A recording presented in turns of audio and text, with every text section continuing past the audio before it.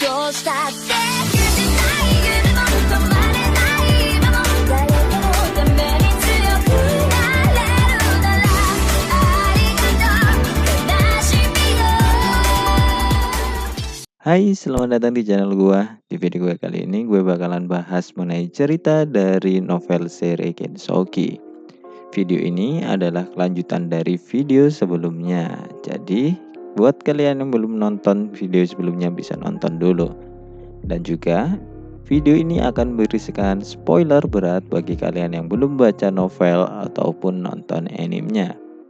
Dan untuk kalian para penonton baru yang belum subscribe, silahkan subscribe dulu supaya channel ini berkembang dan menjadi lebih baik.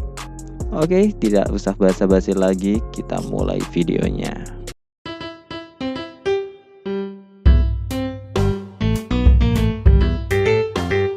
Setelah pertarungan melawan Minotaur, Liselot, Flora, Arya, dan Duke Genot menyapa Rio. Mereka melakukan sapaan ringan dan saling memperkenalkan diri.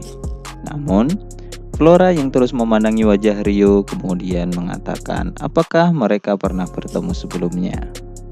Rio bersikap dengan tenang dan kemudian membantah perkataan dari Flora. Sudah lama semenjak Rio bertemu dengan para bangsawan ini. Dan kemudian dia mengingat kejadian waktu Rio masih di akademi. Sebenarnya Rio sudah tidak ingin bertemu dengan mereka. Namun, pertemuan ini merupakan ketidaksengajaan. Tujuan Rio untuk menolong rombongan ini sebenarnya hanyalah karena Liselot.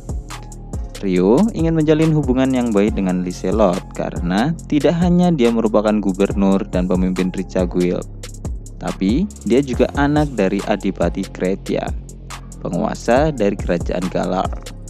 Rio berpikir jika dia memiliki koneksi dengannya, maka akan memudahkannya untuk mencari informasi tentang pahlawan di kerajaan Galar. Selain itu, Rio juga bisa dapat menolong teman Celia yaitu Arya dalam pertarungan sebelumnya. Pahlawan Hiroki kemudian datang dengan bersikap sok keren. Rio bersikap merendah untuk menghindari masalah. Namun, tampaknya Hiroki menyukai sikap kerendahan hati Rio. Tak lama kemudian, pelayan Liselot datang dan memberikan laporan tentang kereta kuda mereka yang rusak. Rio yang mendengar ini kemudian menawarkan bantuan untuk memperbaikinya. Salah satu pelayan Liselot yang memberikan laporan itu adalah Chloe. Chloe yang mendengar nama Haruto kemudian menanyai Rio, apakah dia pernah menginap di penginapan milik keluarganya dulu. Rio kemudian mengingatnya dan kemudian mereka melakukan percakapan kecil. Lalu Liselot dan pelayannya mengantar Rio ke tempat kereta yang rusak. Saat mereka sudah melihat kondisi kereta, ternyata kereta mengalami kerusakan yang parah dan Liselot ragu apakah itu bisa diperbaiki. Namun kemudian dia dikagetkan ketika Rio mengatakan dia bisa memperbaikinya. Liselot kemudian menyerahkan perbaikan kereta ke Rio dan kemudian meninggalkan Arya di sana untuk mengawasi dan mencari tahu sesuatu tentang Rio. Sementara pelayan lain yang melihat Rio tanpa cukup kagum. Dan mereka cukup kaget juga bahwa Chloe ternyata pernah bertemu dengan Rio. Sambil memperbaiki kereta, Rio mengobrol dengan Arya. Arya kagum akan keterampilan Rio yang bisa memperbaiki barang dan juga berpedang. Rio menjawab bahwa kekuatan berpedangnya karena dia menggunakan artefak pedang kuno. Namun, Arya masih curiga karena meskipun menggunakan artefak kuno, penggunanya masih harus memiliki kendali penuh. Jadi, dia menyimpulkan bahwa keahlian milik Rio itu sendiri sudah sangat luar biasa. Kemudian, setelah selesai memperbaiki kereta, Rio membawa kereta itu ke tempat Liselot bersama Arya. Dan pada waktu itu juga, ternyata para kesatria sudah mengumpulkan batu sihir dari para monster dan mereka sudah berkumpul. Para kesatria kemudian berniat untuk memindahkan pedang batu dari Minotaur yang menancap di tengah jalan. Rio yang mendengar itu kemudian membantu mereka dengan mengangkat pedang itu lalu meletakkannya di pinggir hutan. Hiroki yang kemudian muncul karena suara gaduh para prajurit yang melihat Rio mengangkat pedang batu merasa tersaingi. Kemudian Hiroki mengangkat batu dengan alasan ingin mengetahui seberapa berat pedang itu. Setelahnya, mereka pun pergi ke kota Amande. Ryo diajak untuk bergabung dengan mereka, karena dia juga sedang menuju kota Amande. Di dalam kereta, Hiroki menanyakan siapa sebenarnya Ryo dengan nada yang kurang sopan. Namun, Ryo menjawabnya dengan tenang bahwa dia hanya seorang pengembara. Liselot merasa agak kesal terhadap Hiroki karena dia tidak sopan terhadap orang yang baru saja menyelamatkan mereka. Di luar kereta, beberapa pelayan dari Liselot yaitu Natalie dan Cosette bertanya tentang Ryo ke Arya. Arya hanya menjawab mengenai umur Ryo dan pengalaman Ryo dalam perjalanan selama bertahun-tahun. Saat kereta kemudian sudah mendekati kota Amande, Arya kemudian memberikan laporan ke Liselot. Liselot lalu mengundang Ryo untuk singgah di wilayahnya. Namun, Ryo menolak karena dia memiliki janji dengan temannya. Liselot kemudian menawarinya untuk bertemu di kemudian hari. Dan juga dia akan menyediakan penginapan sebagai rasa terima kasih. Dan Ryo pun menerima tawaran itu. Di sisi lain, di desa Roh, para gadis saat ini sedang berkumpul. Orpia nampaknya menggunakan seragam sekolah milik Mikharu, dan dia terlihat sangat cocok menggunakan itu. Latifa yang melihat ini kemudian ingin mencobanya juga. Namun, ukurannya terlalu besar. Aki yang melihat ini kemudian meminjamkan seragamnya ke Latifa. Dan kemudian Orpia dan Latifa menggunakan seragam dan mereka berdua tampak terlihat imut. Latifa kemudian mengusulkan untuk membuat seragam, seperti saat mereka membuat pakaian renang. Sarah pada awalnya menolak gagasan itu. Namun, saat digoda bahwa Ryo mungkin akan menyukainya, mereka kemudian setuju. Cerita kembali lagi ke perjalanan Ryo. Ryo dan rombongan lain kemudian akhirnya sampai di kota Amande. Saat mereka mencapai alun-alun kota, kemudian Ryo berpisah dengan rombongan itu. Dan kemudian dia diantar oleh Arya menuju ke tempat penginapan yang sudah dijanjikan oleh Liselot sebelumnya. Kamar penginapan cukup bagus dan luas. Kemudian setelah Arya pergi, Ryo lalu menghubungi Aisyah menggunakan telepati dan mendapati bahwa Aisyah dan Celia saat ini sedang berada di kafe. Ryo kemudian menyusul mereka, dan sesampainya di sana, Celia merasa senang bahwa Ryo dalam keadaan yang baik-baik saja. Sebenarnya Aisyah dan Celia sempat melihat pertarungan Ryo melawan monster Minotaur. Meskipun begitu, Celia masih khawatir. Selanjutnya, Ryo kemudian memberitahukan informasi dan rencana yang akan mereka lakukan ke depannya.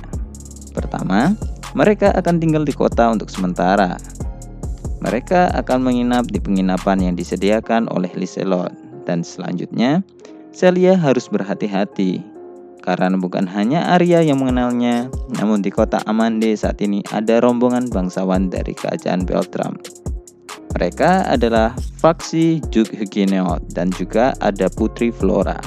Celia sempat khawatir karena ada Putri Flora dan Roana yang merupakan teman sekelas Ryo dulu. Namun, Ryo memberitahu bahwa mungkin Putri Flora memiliki insting yang bagus.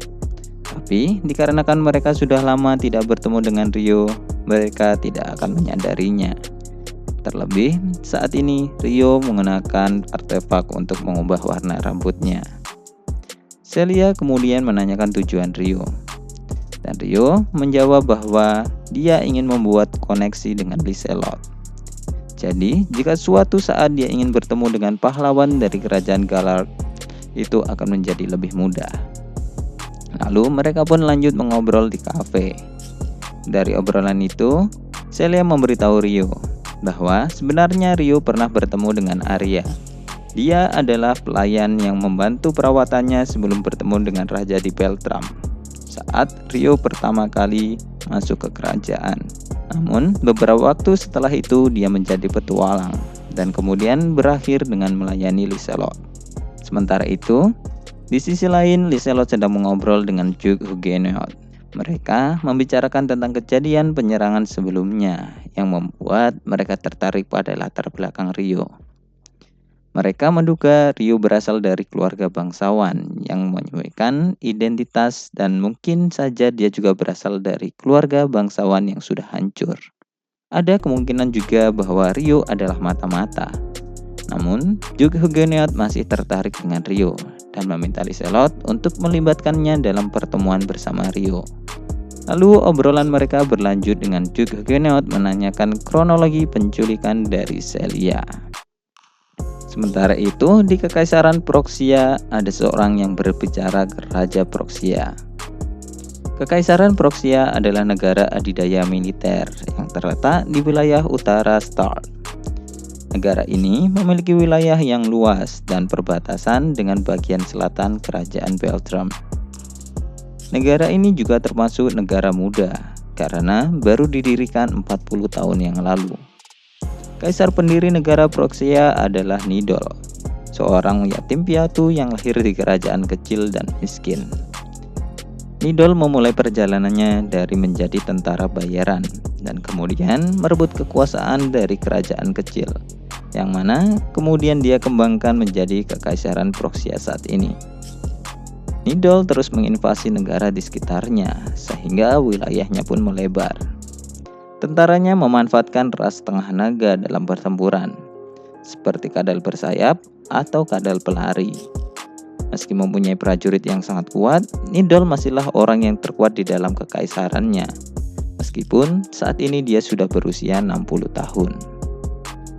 Saat ini tepatnya di balkon istana Proksia, Nidol sedang berbicara dengan seseorang. Orang itu memakai seragam prajurit, namun sikapnya tidak mencerminkan prajurit itu sendiri. Pria itu kemudian menceritakan tentang jatuhnya keluarga Arbor di kerajaan Beltrum. Namun, Nidol masih belum berniat untuk melakukan invasi. Kemudian, karena sudah tidak ada yang akan dibicarakan lagi, pria itu berniat untuk kembali ke kerajaan Paladia. Namun, kemudian Reis muncul di hadapan mereka. Reis kemudian menyapanya dan kemudian memanggilnya sebagai Lucius. Nidol nampak tak tertarik dengan obrolan mereka dan membiarkannya saja. Reis kemudian melanjutkan dengan meminta bantuan ke Lucius. Reis mengatakan bahwa pasukannya saat ini tidak cukup untuk menyerang Amande. Jadi, dia ingin menyuruh Lucius untuk melakukan tugas penculikan sementara sisa pasukannya menyerang. Lucius menebak target penculikannya adalah Liselot karena mengingat itu adalah kota Amande. Namun, ternyata target penculikan bukan Liselot, tetapi adalah putri kedua kerajaan Beltrum yaitu Flora. Dan Liselot adalah prioritas nomor 2.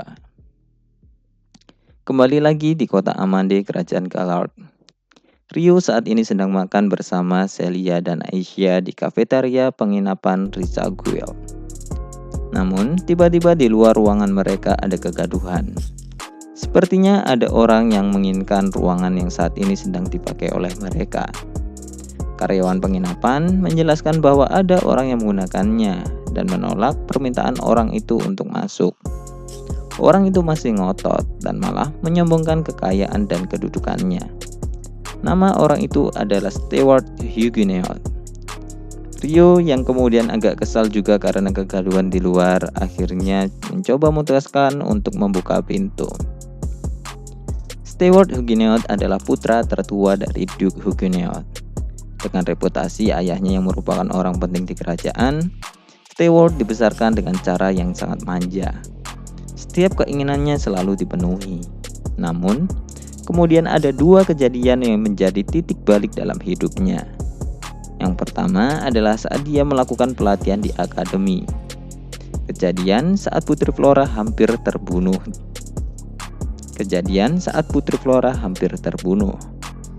Ayahnya marah dan bahkan tidak akan memberikan kesempatan kedua untuknya jika dia mengulanginya.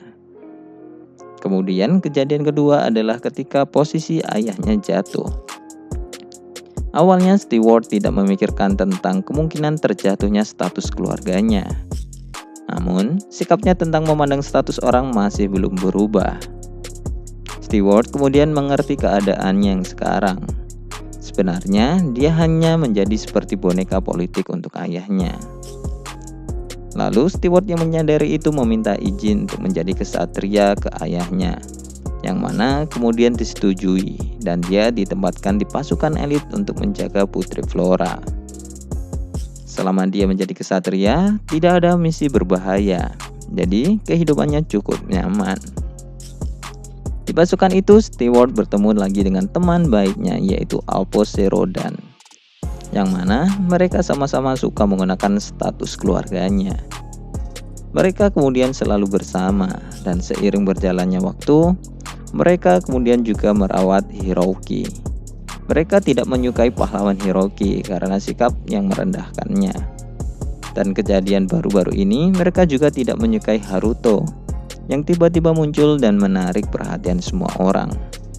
Namun, mereka masih menggunakan kisah pertarungan Haruto untuk menarik perhatian wanita cantik di sekitar mereka. Saat mereka di kota Amande, Steward dan Alphonse mendapatkan wanita di bar, dan kemudian bermaksud menyewa ruangan terbaik di kafetaria. Namun, karyawan di sana menolaknya karena ruangan itu sudah digunakan oleh orang lain dan meminta untuk menggunakan ruangan lain. Namun, mereka berdua kemudian berdebat dengan para karyawan dan memaksa untuk masuk ke ruangan yang mereka mau. Mereka kemudian menuju ruangan itu, bahkan membuka pintu tanpa mengetuk. Ryo dan Aisyah berada di dalam, dan dia bersikap datar. Sementara Celia merasa kaget, karena Steward dan Alphonse adalah mantan murid Celia. Namun sepertinya Steward dan Alphonse tidak menyadari siapa Celia. Steward yang mengenali Ryo sebagai orang yang menolong mereka sebelumnya kemudian memperkenalkan diri. Setelah itu, Ryo benar-benar mengingat mereka karena mereka adalah akar dari semua masalah yang dilimpahkan padanya di masa lalu. Lalu, Alphonse kemudian mengatakan bahwa mereka ingin menggunakan ruangan itu. Ryo yang tak ingin membuat masalah kemudian bermaksud untuk pergi bersama dengan Aisyah dan Celia.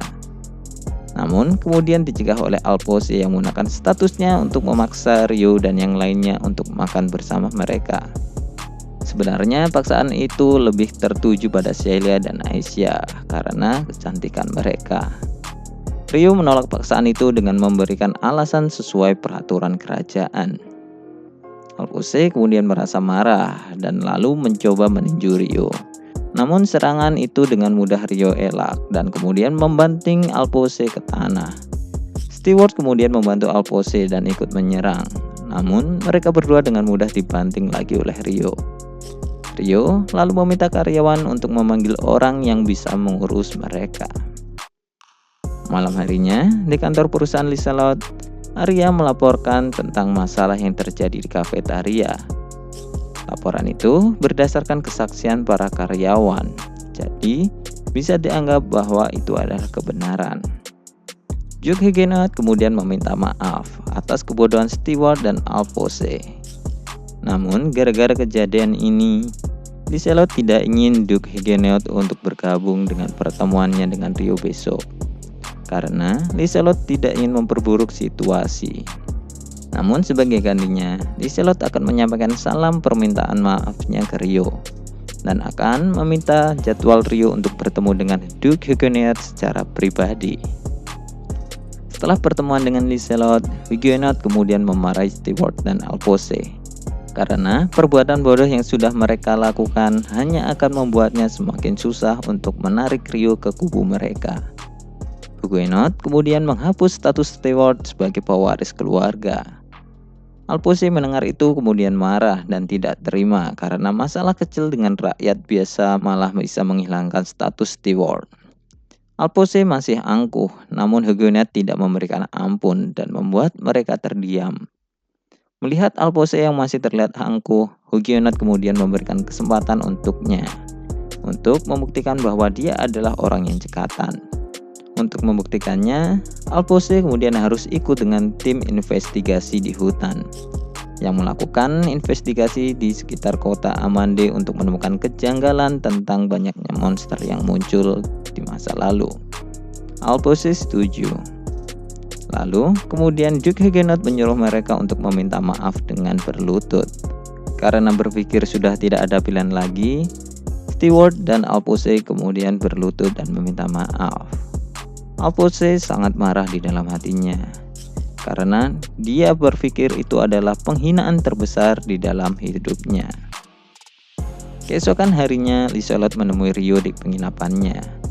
Arya berjaga di luar, sementara Liselot datang menemui Rio. Di dalam ruangan, Liselot kemudian dikenalkan ke Cecilia dan Aisyah. Celia menggunakan penyamaran dan nama palsu sebagai Cecilia. Rio kemudian menyuruh Cecilia dan Aisyah untuk pergi ke kamar luar. Sementara Rio akan mengobrol dengan Liselot sendirian.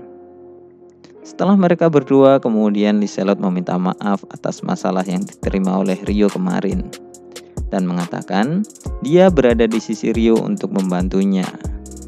Dan setelah obrolan mereka, Rio kemudian memutuskan untuk membuat surat perjanjian sehingga di kemudian hari masalah yang serupa tidak akan terjadi lagi. Lalu pembuatan surat perjanjian dilakukan. Saat pembuatan surat, kemudian Duke Huguenot meminta maaf ke Rio. Dia juga membawa Stewart dan Alphonse untuk meminta maaf. Bahkan dalam pembuatan surat perjanjian, isinya juga semuanya menguntungkan Rio. Lalu setelah mereka selesai, mereka semua kemudian makan sama dengan yang lain, kecuali Alphonse dan Stewart yang pergi. Hiroki yang tahu jika Rio akan bergabung untuk makan, kemudian dia menyombongkan dirinya dengan mengatakan itu adalah sebuah kehormatan besar bagi Rio bisa makan bersama pahlawan dan seorang putri. Flora kemudian sempat bertanya ke Rio dengan antusiasnya karena dia mengharapkan sesuatu seperti jawaban yang dia inginkan. Namun ketika jawaban Rio tidak sesuai, dia merasa agak murung. Lalu topik mereka kemudian membahas tentang pahlawan. Dan kerajaan Galar tampaknya akan membuat pesta dan akan mengumumkan pahlawan perempuannya. Rio kemudian mengikuti arus pembicaraan dan berhasil mendapatkan informasi. Nama pahlawan wanita itu adalah Satsuki Sumeragi, yang mana cocok dengan nama kakak kelas Miharu. Dan juga pada pesta pengumuman itu akan dihadiri oleh pahlawan dari pelajaran Sentostella. Meskipun nama pahlawan itu sendiri masih belum diketahui oleh mereka semua. Lalu cerita berpindah lagi ke desa roh. Saat ini Miharu dan Aki sedang berlatih menggunakan seni roh. Miharu mengalami perkembangan yang sangat pesat. Aki yang di sampingnya kadang juga merasa termenung saat melihat perkembangan Miharu yang begitu cepatnya. Orpia yang memperhatikan pelatihan Miharu dan Aki, dia menyadari bahwa Aki nampaknya memiliki kesulitan ketika dia melihat perkembangan Miharu. Kemudian setelah latihan itu, Orpia kemudian mengumpulkan Sarah, Alma, dan Miharu. Mereka berkumpul di rumah mereka setelah Aki, Masato, dan Latifa pergi untuk bermain. Orpia kemudian membuka obrolan mereka dengan menanyai perasaan Miharu tentang kabarnya di desa. Orpia masih merasa khawatir, meskipun mereka semua sudah berusaha yang terbaik untuk melakukan Miharu dan yang lainnya dengan sebaik mungkin. Miharu kemudian menjawab bahwa dia baik-baik saja, meskipun terkadang dia merindukan rumahnya di Jepang.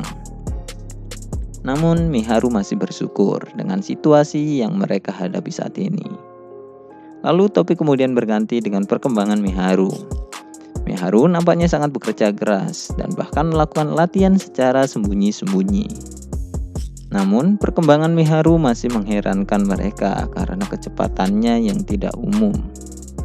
Orpia kemudian menyebutkan Aki juga nampak mengalami masalah dengan melihat perkembangan Miharu. Miharu lalu mengatakan bahwa dia akan memeriksa Aki secara berkala karena hal ini. Lalu mereka melanjutkan pembicaraan dengan membicarakan bagaimana Miharu bisa belajar begitu cepatnya, padahal dia tidak dikontrak oleh roh seperti Rio. Mendengar ini, Miharu kemudian ingat bahwa dulu saat Rio pergi untuk meminta izin di desa roh, Miharu melakukan kontrak sementara dengan Aisyah untuk pengisian esensi. Nampaknya, hal itulah yang membangkitkan bakat seni roh Miharu. Sementara Rio sedang makan bersama Liselot dan yang lain, Alphonse saat ini sedang berada di hutan sebelah barat Amande bersama dengan para kesatria lain untuk menyelidiki penyebab banyaknya monster. Dan mereka juga mengecek apakah masih banyak monster yang tersisa di hutan. Sedangkan Stewart tidak ikut karena sekarang dia menjadi tahanan rumah atas perintah Duke Huguenot. Alphonse berjalan sambil mengumpat karena kebenciannya yang mendalam saat ini terhadap Rio, Celia, Asia, Liselot, dan yang lainnya. Dan terlebih kebenciannya diarahkan ke Duke Huguenot karena penghinaan yang dia terima. Alphonse masih tidak terima dengan hinaan yang dia terima karena dia masih beranggapan bahwa dia lebih tinggi dari rakyat jelata. Dan seharusnya rakyat seperti Celia dan Asia senang ketika dia meminta mereka untuk menemaninya. Alphonse terus berjalan dalam kemarahan dan berniat akan melakukan pembalasan terhadap mereka. Lalu, komandan kesatria yang melihat tingkah Alphonse di hutan menjadi kesal dan lalu memperingati Alphonse. Alphonse mendapatkan peringatan itu sebenarnya kesal, namun saat ini di militer kedudukannya berada di posisi rendah dibandingkan dengan komandan kesatria. Lalu mereka kemudian berdebat tentang Alphonse yang ingin membunuh monster, yang mana komandan kesatria menegaskan bahwa misi mereka adalah pengintaian. Kemudian di tengah perdebatan mereka kemudian muncul dua orang pria. Yang pertama adalah Reis yang menggunakan kerudung hitam dan juga menutupi penampilannya. Dan yang kedua adalah Lucius yang tanpa penyamaran apapun. Para kesatria kemudian mencurigai mereka dan mencoba untuk mendapatkan informasi dari mereka. Namun, Reis kemudian mengatakan untuk tidak membunuh atau membuat mereka cacat kepada Lucius. Lucius paham dan kemudian menyerang para kesatria. Para kesatria satu demi satu ditumbangkan oleh Lucius. Meskipun para kesatria sudah menggunakan sihir penguatan pada tubuh mereka, namun itu bukanlah masalah bagi Lucius. Dan kemudian Alphonse menjadi yang terakhir, karena Lucius nampaknya tertarik kepada Alphonse. Alphonse mencoba lari, dan kemudian saat Lucius mengejarnya, dia juga mencoba untuk menyuap Lucius menggunakan uang. Namun, kemudian dia tetap ditangkap oleh Lucius dengan mudahnya. Sementara itu di rumah Gubernur Amande, Rio sudah selesai makan dan kemudian berpamitan untuk pergi. Hubungan yang baik nampaknya sudah mulai terjalin antara Rio dan Liselot. Saat itu Flora kemudian juga mencoba mengatakan sesuatu ke Rio, namun tanpa ragu. Rio curiga kalau Flora sepertinya ingin mencocokkan identitasnya dengan Rio yang dikenalnya di masa lalu. Namun Rio memutuskan untuk melihat situasi terlebih dahulu. Lalu cerita kembali lagi di hutan. Alphonse kemudian terbangun dari pingsannya. Lalu kemudian dia melihat Reis yang sedang melakukan percobaan dengan monster humanoid yang nampak seperti monster yang menyerang mereka di hutan sebelumnya. Namun monster yang dia lihat saat ini memakai seragam kesatria. Reis dan Lucius kemudian menyadari bahwa Alphonse sudah sadar. Dan kemudian Reis memperlihatkan seorang kesatria yang kemudian berubah menjadi monster Revenants. Alphonse menjadi sangat kaget ketika dia melihat proses semua rambut kesatria itu rontok dan kemudian tubuhnya menjadi monster. Lucius kemudian menyarankan Reis untuk menggunakan Alphonse sebagai uji coba. Reis awalnya menolak karena jika gagal hal itu akan hanya membuang bahannya yang berharga. Namun, Lucius kemudian meyakinkan Reis yang kemudian dia setuju. Reis kemudian memasukkan sebuah kristal ke dalam tubuh Alphonse. Dan perlahan tubuh Alphonse mulai berubah. Oke, sekian dulu untuk pembahasan video kali ini. Kelanjutan cerita akan dibahas ke video selanjutnya. Like video ini jika kalian suka, komen untuk mengoreksi atau menambahkan informasi, jangan lupa subscribe dan share. Terima kasih sudah mendengarkan dan goodbye.